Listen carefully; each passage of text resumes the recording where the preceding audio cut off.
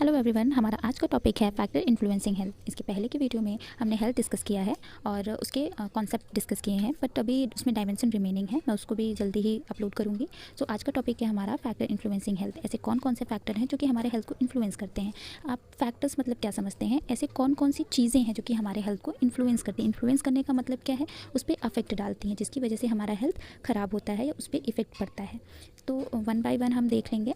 Health influenced by various factor. जो हमारा health है वो बहुत सारे फैक्टर्स की वजह से इन्फ्लुएंस होता है, मतलब उसमें बहुत सारे फैक्टर्स की वजह से चेंजेस आते हैं which interact with each other and determine the status of many individual health status of many individual, family and community.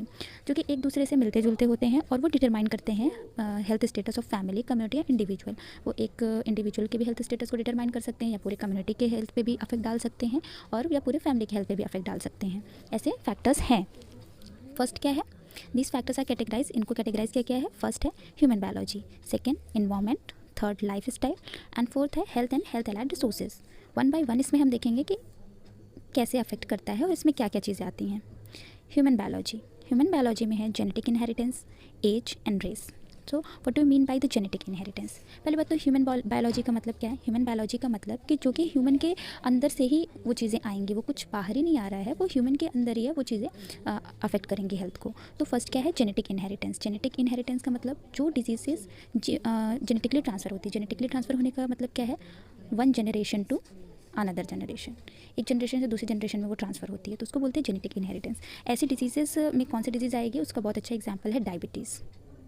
Diabetes है वो एक जनरेशन से दूसरी जनरेशन में ट्रांसफ़र होता है। अगर एक आप फादर डायबिटीज़ मेलाइटस था तो उसके आने वाले मतलब पीढ़ी में ये चांसेस हैं कि उसके सन को भी डायबिटीज़ मेलाइटस हो सकता है। सो ये हो गया जेनेटिक इनहेरिटेंस। नेक्स्ट क्या है? एज। एज कैसे इन्फ्लुएंस करती है हमारे हेल्थ को या कैसे अफेक्ट डालती है?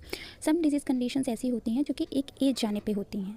जैसे हाइपरटेंशन का जो एक देखा जाता है रेशियो या रेंज, वो 30-35 या 40 अबव लोगों में होता है ज़्यादातर। और एक बहुत ज़्यादा कॉमन एग्जांपल है फीमेल्स का, फीमेल्स प्रेगनेंसी।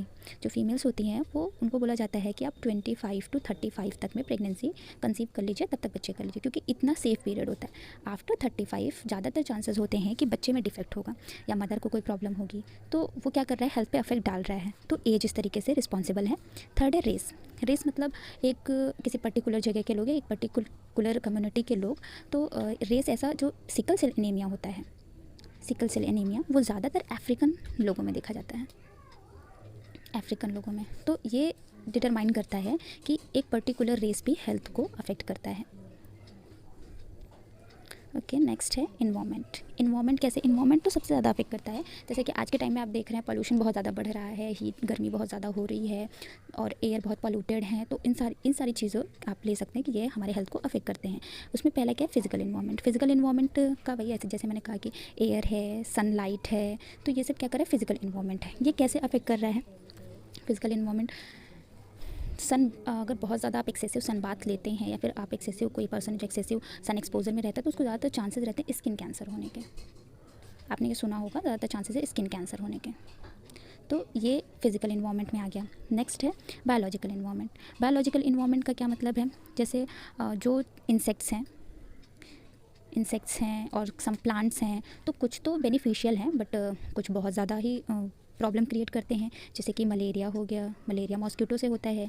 डेंगू हो गया, डेंगू। तो ये सब किस में आएंगे? ये सब बायोलॉजिकल इन्वायरमेंट में आएंगे। नेक्स्ट है सोशल इन्वायरमेंट। सोशल इन्वायरमेंट का क्या मतलब है? आपके सराउंडिंग कैसी चीज़ें हैं, आपके आसपास जितनी भी चीज़ें हैं या फिर जितने भी लोग रह रहे हैं वो कैसे हैं, या फिर हाइजीनिक है या नहीं है।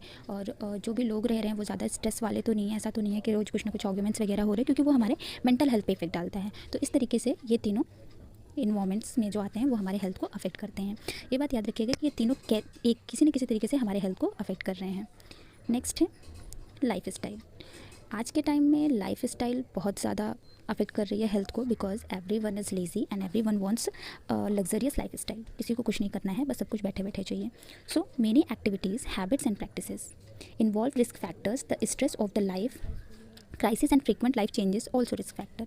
आज के टाइम पे सबकी लाइफ स्टाइल बहुत ज़्यादा चेंज हो गई है और लोग एक्सेसिव फास्ट फूडिंग ले रहे हैं जिसकी वजह से डाइजेस्टिव सिस्टम ख़राब हो रहा है, प्रॉपर एक्सरसाइज नहीं कर रहे हैं, बहुत ज़्यादा फ़ोन यूज़ कर रहे हैं जिसकी वजह से आइज़ में इफ़ेक्ट पड़ रहा है, सर्वाइकल प्रॉब्लम्स हो रही हैं, और ऐसी बहुत सारी हैबिट्स है, वो अल्कोहल ले रहे हैं, ड्रग ले रहे हैं, स्मोकिंग कर रहे हैं, तो वो सारी चीज़ें हमारे हेल्थ को अफेक्ट कर रही हैं, तो वो सब आपके लाइफ स्टाइल में आएगा।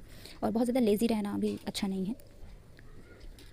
So next one is health and health allied resources. Health and health allied resources का क्या मतलब है? हेल्थ से रिलेटेड जितने भी रिसोर्सेज आते हैं उसको बोलते हैं health and health allied resources. अब आप सोच रहे होंगे वो हमारे हेल्थ को कैसे इफ़ेक्ट करेंगे, कैसे उस पर प्रॉब्लम करेंगे। तो देख लेते हैं हेल्थ सर्विसेज। जो हेल्थ सर्विसेज प्रोवाइड की जाती हैं, जैसे कि मान लीजिए आप किसी हॉस्पिटल में गए और वहाँ पे जो नर्स थी उनको कुछ नहीं आता और उन्होंने एक एड्स पेशेंट को इंजेक्ट किया था, इंजेक्शन आप गए इंजेक्शन लगवाने, आपको भी वही इंजेक्ट कर दिया, तो इससे क्या हुआ? आपको हो गया एड्स। आपको हो जाएगा, आपको तो अगर नहीं पता चलेगा, थोड़ा टाइम रहता तो आपको हो जाएगा। तो इसकी वजह से आपका हेल्थ अफेक्ट हुआ क्योंकि वहाँ की हेल्थ सर्विस ख़राब हुई। या फिर आप कहीं किसी हॉस्पिटल में गए हैं, वहाँ पे आपने मास्क नहीं लगाया, कोविड के टाइम में बहुत ज़्यादा प्रॉब्लम हो रही थी, बहुत ज़्यादा बोला जाता है मास्क लगाइए मास्क लगाइए, आपने नहीं लगाया, आप किसी कोविड पेशेंट के एक्सपोजर में आए, आपको भी कोविड हो गया। तो इस तरीके से जो हेल्थ सर्विसेज होती हैं उसकी वजह से भी अफेक्ट होता है। Socio economic condition. Socio economic condition का क्या मतलब है?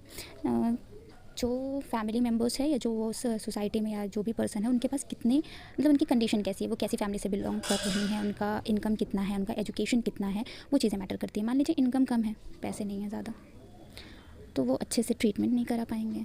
वो जो पास के हमारे बाबा बैठे होंगे उनके पास जाएंगे दवा लेने क्योंकि वो थोड़े कम पैसे लेंगे, उनसे दवा लेंगे। या फिर वो प्रॉपर डाइट नहीं लेंगे क्योंकि नहीं हो पाएगा उतना, वो सोचेंगे हम थोड़ा बचा लेते किसी और चीज़ के लिए, प्रॉपर डाइट वो नहीं लेंगे, उसकी वजह से होगा। और अगर उनको प्रॉपर एजुकेशन नहीं होगी, हेल्थ एजुकेशन अगर उनको प्रॉपर नहीं पता होगी हमें क्या खाना है क्या नहीं खाना है, हमें क्या करना है क्या नहीं करना है, तो अगर उसकी उनको इन्फॉर्मेशन नहीं होगी, एजुकेशन नहीं होगा, तो भी होने के चांसेस हैं। नेक्स्ट है political system. Now the question is political system कहाँ से आ गया इसमें? तो पॉलिटिकल सिस्टम ऐसे आया, जितनी भी हमारी सर्विसेज आती हैं वो होता है कि एक गवर्नमेंट से पास कराई जाती हैं कि हाँ ये हम लाना चाहते हैं, इसका काम कराना चाहते हैं, तो वो हमारा पॉलिटिकल सिस्टम अप्रूवल जब देता है तो वो चीज़ें इम्प्लीमेंट होती हैं। तो इसलिए पॉलिटिकल सिस्टम का भी उसमें वो भी अफेक्ट करते हैं। नेक्स्ट है health related services. Health related services जैसे जितनी भी सर्विसेज प्रोवाइड की जाती हैं, अगर वो अभी गवर्नमेंट ने बहुत सारी सर्विसेज चला रखी हैं, मिड डे मील प्लान वगैरह है और इम्यूनाइजेशन वगैरह है, तो वो सब अगर गवर्नमेंट ने तो चला दिया बट अगर प्रॉपर वो इम्प्लीमेंट नहीं हो रहा है तो उसकी वजह से तो हेल्थ पे अफेक्ट हो रहा है। तो इसलिए वो जो चीज़ें हैं उसको भी अच्छे से इम्प्लीमेंट करना है। सो मैंने बहुत कम में ये दिया ताकि ज़्यादा लेंदी ना हो। आई होप आपको ये समझ आया होगा। That's all.